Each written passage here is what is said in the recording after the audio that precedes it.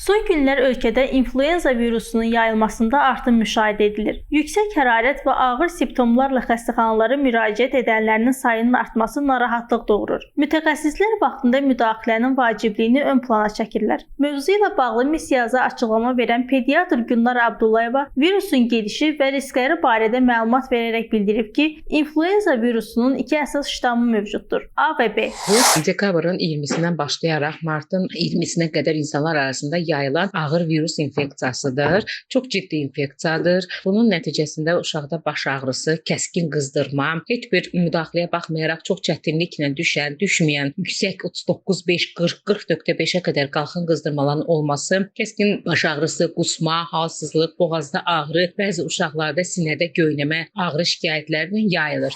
Pediatr qeyd edib ki, ilk simptomlar ortaya çıxdıqdan sonra çox gözləmək olmaz. İlk 2 sutka ərzində mütləq şəkildə həkimə müraciət etmək lazımdır. Xüsusi test vasitəsilə diaqnoz təsdiq olunur. Diaqnoz təsdiq edildikdən sonra ona qarşı müalicə verilir. İlk 48 saat ərzində müdaxiləmiz düzgün olarsa, uşaqda olan digər ağırlaşmaların qarşısı alınır. Bu ağırlaşmalar qulaq iltihabı, pnevmoniya, yəni ağciyərlərin iltihabı, ağır hallarda ensefalit, meningoensefalit kimi xəstəliklərin qarşısını almaqdadır. Mütləq şəkildə ona qarşı profilaktik olaraq sentyabrın sonu, maksimum oktyabrın əvvəlində ölkəyə daxil olan qrip peyvəndi vurula bilir. Seyranə Quliyeva, Heydər Həsənli, Missiya TV.